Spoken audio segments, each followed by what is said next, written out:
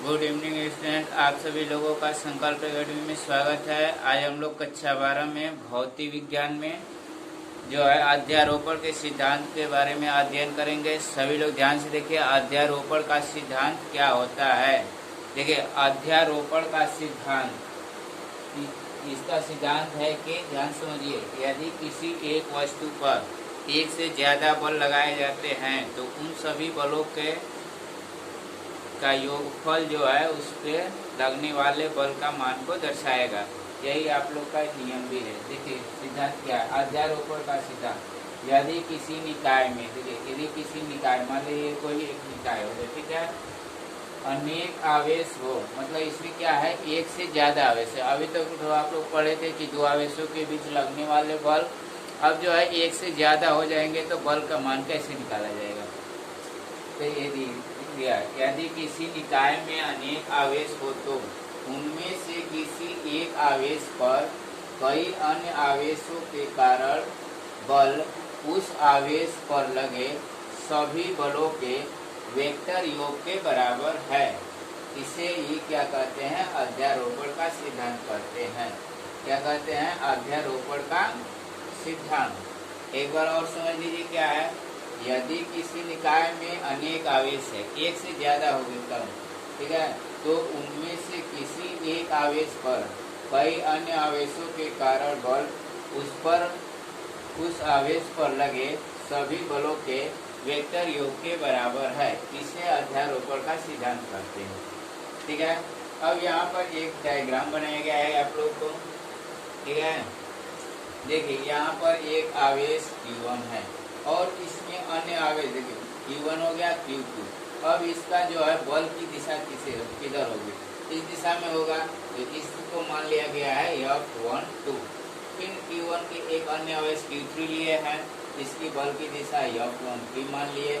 ठीक है, अब एक और बल N1 मान लेंगे, या चौथा पांचवा ऐसे करके N टर्म में आया, तो N वाले के लिए दिशा क्या हो जाएगी, इस दिशा में, और इसका जो है बल का मान F1 से दर्शा देंगे। ठीक है, और इसमें स्थिति सदिश दर्शाना है। देखिए माना गया है क्या, माना कि निकाय में n आवेश Q1, Q2, Q3 dot dot Qn है। माना Q1 पर वैद्युत बल ज्ञात करना है। देखिए यहाँ पर वैद्युत बल छूट गया है, बल, ठीक है, ज्ञात करना है, तथा Q2, Q3, Q1 के सापेक्ष आवेश Q1 का स्थिति सदिश क्या है, R12, R13, R1n। ठीक है, तो यह का मान क्या हो जाएगा, सभी बलों के परिणामी के योग के बराबर होगा। लिखा गया है कि उन पर आवेश के सभी बलों के वेक्टर योग के बराबर होगा। तो F बराबर हो जाएगा आपका F12, F13 और F1n। कल आप लोग को कूलाम के नियम का जो है सदिश रूप बताए थे। F बराबर 1/4πε Q1 Q2 अपॉन R12 का square into unit vector R12। इसी के आधार पर जो है हम यहाँ मान रख के परिणामी बल के निकाल लेंगे। देखिए F12 1/4πε0 Q1 Q2 upon R12। ठीक है, इसका क्या करना है, स्क्वायर, और यहाँ पर R12 यूनिट वेक्टर, फिर प्लस। देखिए F13 है तो इसमें भी ये फैक्टर लगेगा 1/4πε0 Q1 Q3 कर देंगे। देखिए F13 मतलब पहले और तीसरे के बीच बल है, तो Q1 Q3 लगाएंगे अपन, यहाँ पर स्थिति सदिश जो है आपका R13 हो जाएगा और यूनिट वेक्टर R13 करेंगे, फिर प्लस डॉट डॉट करके n वाले के लिए लिखना है, तो प्लस डॉट डॉट करके n के लिए लिख लीजिएगा एक बार, 1/4πε0 Q1 Qn अपॉन R1n का होल स्क्वायर इंटू R1n का फैक्टर। ठीक है, यहाँ पर ध्यान से देखिए, आप में जो है 1/4πε और Q1 जो है कॉमन मिल रहा है, जिसको कॉमन ले लेंगे, वेक्टर F बराबर Q1 इतना कॉमन ले लेंगे, तो ये सब बच रहा है, इसी को प्लस करके लिख लेंगे। Q2 अपन R12 का whole square R12 unit vector, फिर प्लस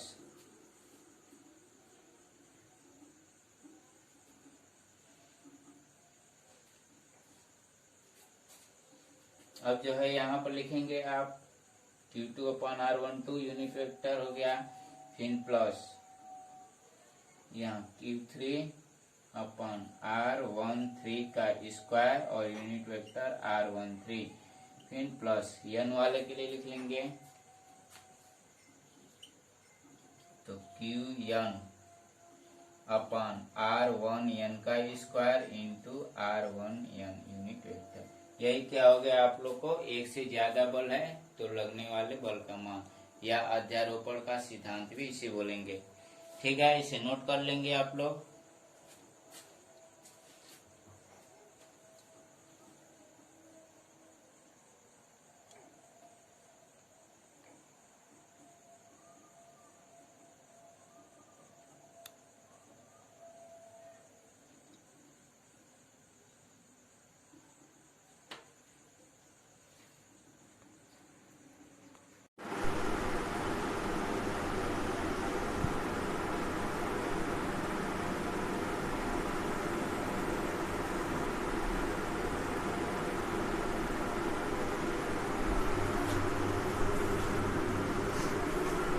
अब जो है हम लोग पढ़ेंगे वायुदूत क्षेत्र और वायुदूत बल रेखाएं और उनके गुण। सबसे पहले आप लोग वायुदूत क्षेत्र किसे कहते हैं। देखिए, क्षेत्र का मतलब होता है किसी का, सबका जो है अपना अपना क्षेत्र होता है। ठीक है, तो इसी में आपका वायुदूत का भी क्या है, एक क्षेत्र है जिसमें कोई अन्य आवेश जो है आकर्षण या प्रतिकर्षण बल का अनुभव करेंगे। ठीक है, वही लिखा गया है, देख लीजिए क्या है, किसी वायुदूत आवेश के चारों ओर का वह क्षेत्र जिसमें कोई अन्य आवेश आकर्षण या प्रतिकर्षण। देखिए, आकर्षण होगा या प्रतिकर्षण होगा, मतलब आकर्षण कब होगा, जब विपरीत प्रकार के आवेश होंगे। जैसे यहाँ पर एक चित्र बनाया गया है, इस पे प्लस है और इस पर जो है माइनस, तो एक दोनों क्या कर लेंगे, आपस में खिंचाव करेंगे। ठीक है, आकर्षण। और प्रतिकर्षण कब करेंगे, जब मान लीजिए प्लस इस पर भी हो जाए और प्लस जो है इस पर भी हो जाए, तब जो है इस पर क्या होगा, प्रतिकर्षण के बल का अनुभव करता है। तो वह क्षेत्र क्या कहलाएगा, वायुदूत क्षेत्र अथवा वायुदूत बल क्षेत्र कहलाता है। एक बार और परिभाषा देख लीजिए क्या कह रहा है, किसी वायुदूत आवेश के चारों ओर का वह क्षेत्र जिसमें कोई अन्य आवेश आकर्षण या प्रतिकर्षण के बल का अनुभव करता है, वायुदूत क्षेत्र अथवा वायुदूत बल क्षेत्र कहलाता है। अब जो है हम पढ़ेंगे वायुदूत बल रेखाएं। देखिए, वायुदूत बल रेखाएं, ये जो काल्पनिक रेखाएं खींची गई, ये क्या है आपके वायुदूत बल रेखाएं। इसकी परिभाषा है आपका, वायुदूत बल रेखा वायुदूत क्षेत्र में खींचा गया वह काल्पनिक निष्कोण वक्र है। देखिए, निष्कोण मतलब बिना कोण का, जैसे कोई भी वक्र होगा तो उसमें कोई कोण नहीं बनेगा। ठीक है, जिस पर एक स्वतंत्र व पृथक क्रिंक एकांक धन आवेश चलता है। अब इसके बाद जो हम पढ़ेंगे वायुदूत बल रेखाओं के गुण। देखिए, इन रेखाओं के अंदर क्या क्या गुण होता है उसके बारे में अध्ययन करेंगे। सबसे पहला है कि ये रेखाएं धन आवेश से चलकर ऋण आवेश पर समाप्त होती है। देखिए, धन से निकल रही है, ऋण में चली जा रही है, धन से निकल के ऋण में चली जा रही है। ठीक है, मतलब क्या है कि ये रेखाएं धन आवेश से चलकर ऋण आवेश पर समाप्त होती है। दूसरा गुण है कि बल रेखा के किसी भी बिंदु पर खींची गई स्पर्श रेखा उस बिंदु पर धन आवेश पर लगने वाले बल की दिशा को प्रदर्शित करती है। मान लीजिए कि हम इस बिंदु पर एक बल रेखा इसे खींच दिए। ठीक है, स्पर्शी रेखा, तो ये क्या है, इस पर लगने वाले बल की दिशा को प्रदर्शित करेगी इस बिंदु पर। ठीक है, अब जो है अगला तीसरा जो है, देखिए बहुत मुश्किल है ये, जो है कई बार क्वेश्चन पूछ देगा कि वायुदूत बल रेखाएं कि किसी भी दो बिंदु पर बल रेखाएं आपस में क्यों नहीं काटती। तो देखिए, इसके लिए आपको हल करेंगे तो आंसर मिलेगा कि कोई भी दो बल रेखाएं परस्पर काट नहीं सकती। ठीक है। या इसको ऐसे भी क्वेश्चन पूछता है कि कोई भी दो बल रेखाएं क्या परस्पर काट सकती है, तो आप जवाब देंगे कि नहीं। ठीक है, क्यों नहीं? तो देखिए, कोई भी दो बल रेखाएं परस्पर काट नहीं सकती क्योंकि उस दशा में, ठीक है, कटान बिंदु पर दो स्पर्श रेखाएं खींची जा सकती है। ठीक है, और उस बिंदु पर दो स्पर्श रेखाएं खींची जा सकती है जो उस बिंदु पर बल की दो दिशाओं को प्रदर्शित करेगी, जो कि असंभव नहीं है, असंभव है। ठीक है, क्या है? असंभव है। एक बार और पढ़ लेते हैं। देखिए, कोई भी दो बल रेखाएं परस्पर काट नहीं सकती क्योंकि उस दशा में कटान बिंदु पर दो स्पर्श रेखाएं खींची जा सकती है जो उस बिंदु पर बल की दिशाएं प्रदर्शित करेगी, जो कि असंभव है। मतलब एक बिंदु पर दो रेखाएं कभी नहीं काट सकती है, क्योंकि अब एक बिंदु पर जब दो बल रेखाएं काट देंगी तो दो को दिशा प्रदर्शित करेगा, जो कि क्या है? आपका असंभव है। इस तरह से आपके वैद्युत क्षेत्र, वैद्युत बल रेखाएं और वैद्युत बल रेखाओं के गुण के बारे में अध्ययन करिए। अब जो है हम लोग पढ़ेंगे वैद्युत द्विध्रुव और वैद्युत द्विध्रुव आघूर्ण। ठीक है, इसको नोट कर लेंगे।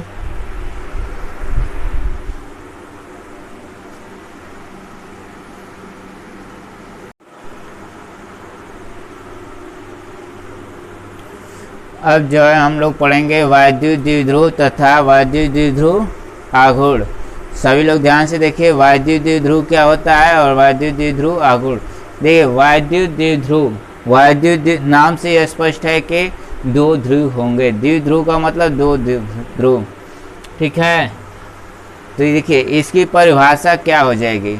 वैद्युत द्विध्रुव वह निकाय है जिसमें, ध्यान देना है, क्या है? वैद्युत द्विध्रुव वह निकाय है जिसमें दो बराबर परंतु विपरीत प्रकार के बिंदु आवेश एक दूसरे से अल्प दूरी पर स्थित होते हैं। ठीक है, इसी को मतलब क्या बोलेंगे? वैद्युत द्विध्रुव। देखिए यहाँ पर फिगर में आप लोगों को दर्शाया गया है -q और इधर जो है +q आवेश। देखिए दोनों की मात्रा समान है लेकिन विपरीत आवेश, एक माइनस है तो एक प्लस। ठीक है, और इनके बीच की दूरी को माना गया है 2l। अब आगे देखिए क्या है, दूरी पर स्थित होते हैं। उसके बाद किसी एक आवेश, मतलब दोनों आवेशों में से किसी एक आवेश तथा दोनों आवेशों के बीच अल्प दूरी के गुणनफल को वैद्युत द्विध्रुव आघूर्ण कहते हैं। ठीक है, मतलब कोई एक आवेश ले लेंगे, फिर उसके बाद दोनों आवेशों के बीच जितना दूरी होगा उसके गुणनफल को ही क्या बोल देंगे? वैद्युत द्विध्रुव आघूर्ण। ये भी समझ गए। अब इसको जो है हम न्यूमेरिकल रूप में कैसे दर्शाएंगे, मतलब हल करने के लिए मान दिया रहेगा तो इसको हम कैसे निकालें। यहाँ पर दिया गया है, माना कि वैद्युत द्विध्रुव के आवेश -q तथा +q है तथा उनके बीच की अल्प दूरी 2l है। देखिए यहाँ पर 2l का प्रयोग क्यों किया जा रहा है। देखिए जब आप लोग आगे जो है अच्छी और निरक्षी स्थिति में करेंगे तो यहाँ से इधर डिवाइड करेंगे और इधर भी। ठीक है, बीच से मतलब पॉइंट लेके हल किया जाता है इसमें। तो इधर दूरी अगर ये 2l करेंगे तो आसानी से पता चल जाएगा कि इधर l है, इधर भी क्या है आपका l है। आपको आसानी से मान निकाल सकते हैं। नहीं तो l करेंगे तो l/2, अब उसका स्क्वायर करेंगे l/4, तो उसमें थोड़ा आपको दिक्कत होगा। इसलिए यहाँ पर जो है आपको 2l दूरी ले लेना है। ठीक है, तब वैद्युत द्विध्रुव आघूर्ण बराबर क्या हो जाएगा? 2lq, मतलब कोई एक आवेश और दोनों आवेशों के बीच की दूरी। तो यहाँ पर -q तथा +q आवेश है, उनके बीच की दूरी 2l मीटर है। तब वैद्युत द्विध्रुव आघूर्ण कोई एक आवेश ले लीजिए और उसके बाद दोनों आवेशों के बीच की दूरी का गुणनफल। ठीक है, तो कि वैद्युत द्विध्रुव आघूर्ण को किससे दर्शाएंगे? P से। ठीक है, उसके बाद वैद्युत द्विध्रुव आघूर्ण की विमा। देखिए विमा कैसे निकालेंगे? L और Q। L मतलब क्या है? एक तरह से दूरी है बीच की, तो इसके लिए L सूत्र का प्रयोग करेंगे और Q बराबर IT मतलब AT। ठीक है, तो इस तरह से इसकी विमा क्या हो जाएगी? LTA है। ठीक है, अब जो है ये जानेंगे कि ये कौन सी राशि है, सदिश है कि अदिश। तो देखिए इसमें दिशा का ध्यान दिया जाता है, तो इसलिए क्या है आपका दिशा भी है और साथ में Q आवेश का परिमाण भी है, तो इसलिए क्या हो जाएगा आपकी सदिश राशि। एग्जाम्पल के तौर में जैसे HCl, ध्यान से देखिए HCl, H पर जो है 1 इलेक्ट्रॉन होता है, H पर कितना इलेक्ट्रॉन है 1, और Cl पर क्या है आपका -E है, ठीक है। मतलब हाइड्रोजन पर क्या होता है प्लस और Cl पर माइनस, तो देखिए प्लस माइनस मतलब दोनों पर क्या है E है, लेकिन दोनों के चिन्ह क्या है विपरीत है। उसी प्रकार H2O तो मतलब 2E हो जाएगा, और ऑक्सीजन के लिए क्या है आपका -2E इलेक्ट्रॉन होता है, देखिए यहाँ भी समान हो गया। हाइड्रोजन ब्रोमाइड, देखिए हाइड्रोजन ब्रोमाइड में यहाँ भी आपका E हो जाएगा और इधर जो है -E, देखिए मतलब समान मात्रा में है, तो इस तरफ से ये क्या हो जाएंगे वायु द्विध्रुव को एक दर्शाएंगे, ठीक है। इसको नोट कर लीजिए। अब जो है इसके बाद आप लोग को अच्छी स्थिति में तीव्रता निकालने के लिए सूत्र का निगमन किया जाएगा। तो इससे पहले जो है आप लोगों को पढ़ना पड़ेगा कि वायु क्षेत्र की तीव्रता क्या होगी, ठीक है। इसको नोट कर लेंगे।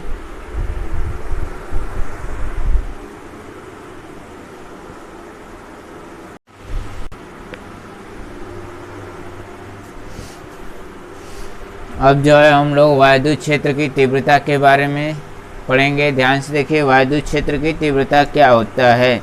देखिए इसके बारे में दिया है, वायु क्षेत्र में किसी बिंदु पर वायु क्षेत्र की तीव्रता उस बिंदु पर रखे एकांक धन परीक्षण आवेश पर लगने वाले बल से नापते हैं।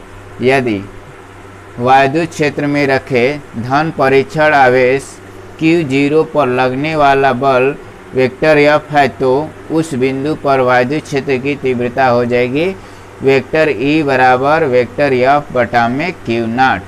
एक बार और ध्यान से देख लीजिए क्या लिखा गया है, वायु क्षेत्र में किसी बिंदु पर वायु क्षेत्र की तीव्रता उस बिंदु पर रखे एकांक धन परीक्षण आवेश पर लगने वाले बल से नापते हैं।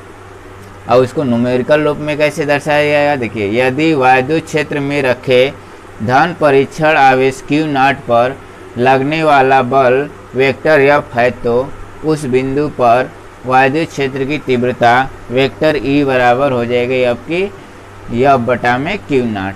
देखिए वायु क्षेत्र की तीव्रता ये जो है सदिश राशि है, इसका मात्रक है आपका न्यूटन प्रति कूलम। देखिए F बटा में Q, F मतलब न्यूटन और Q मतलब आवेश है, तो कूलम हो जाएगा न्यूटन प्रति कूलम। वीमा, देखिए वीमा कैसे निकाला जाएगा, देखिए न्यूटन क्या है बल का मात्रक, तो बल के लिए वीमा है mL T पावर -2, और कूलम के लिए वीमा है AT, Q बराबर IT बताया गया है, तो AT वीमा हो जाएगा।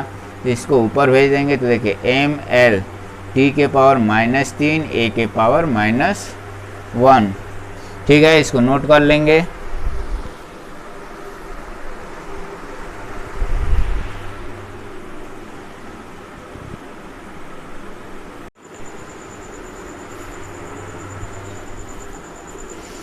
अब जो हम लोग किसी बिंदु आवेश के कारण वायु क्षेत्र की तीव्रता ज्ञात करेंगे, ठीक है। ध्यान देखिए किसी बिंदु आवेश के कारण वायु क्षेत्र की तीव्रता, देखिए माना कि इसको कैसे हल किया जाएगा, माना कि Q कूलम का आवेश किसी ऐसे माध्यम में रखा गया है जिसका परावैद्युतांक K है। देखिए Q कूलम का ये आवेश है, इसको ऐसे माध्यम में रखा गया है जिसका परावैद्युतांक क्या है आपका K है। अब देखिए उसके बाद आगे जैसे जैसे चित्र बनाया है उसी के अनुसार चलना है। देखिए Q से R दूरी पर, Q से R दूरी पर एक बिंदु क्या है आपका P है, जिस पर आपको क्या करना है वायु क्षेत्र की तीव्रता ज्ञात करनी है, ठीक है।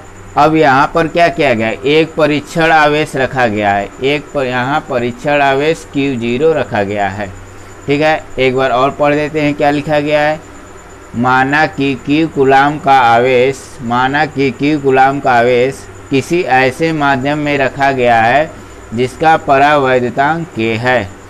कल आप लोगों को परावैद्युतांक के बारे में बताए थे, ठीक है। उसके बाद देखिए Q आवेश से क्या है, Q आवेश से R दूरी पर एक बिंदु P है जिस पर वायु क्षेत्र की तीव्रता ज्ञात करनी है। यहाँ परीक्षण आवेश Q0 रखा गया है, यहाँ क्या रखा गया है, परीक्षण आवेश Q0 रखा गया है। अब यहाँ पर क्या करेंगे, आप लोग कूलाम के नियम पढ़े हैं ना, कूलाम के नियम से यह बराबर आपका सूत्र है 1/4 पाई एप्सिलॉन नॉट के Q0 अपन R स्क्वायर। देखिए सूत्र होता है Q1 Q2 अपन R स्क्वायर। तो यहाँ पर आवेश जो है Q है और एक दूसरा आवेश Q0 है, इसलिए Q0 अपन R स्क्वायर।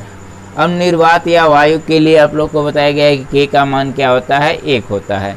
तो K के मान 1 कर लेंगे तो यह बराबर 1/4 pi epsilon not Q0 upon R square. ठीक है, इसके बाद देखिए यह बटा में Q0, यहाँ से Q0 इसके चलते निकालना है, तो यह बटा में Q0 निकाल लीजिए। तो इधर बच जाएगा 1/4 pi epsilon not Q upon R square. परंतु अभी आप लोग पढ़े हैं वायु क्षेत्र की तीव्रता के बारे में, वो क्या होता है, यह बटा में Q0 का रेशियो होता है, मतलब अनुपात होता है। तो यह बटा में Q0 बराबर E, अतः E बराबर क्या हो जाएगा आपका 1/4 pi epsilon not Q upon R square. यही क्या है आप लोग के वायु क्षेत्र की तीव्रता का सूत्र है। ठीक है, इसको नोट कर लेंगे। कल आप लोग को अच्छी और निरक्षी दो व्यंजक जो है बहुत महत्वपूर्ण है, उसको करा दिया जाएगा, इसको ध्यान से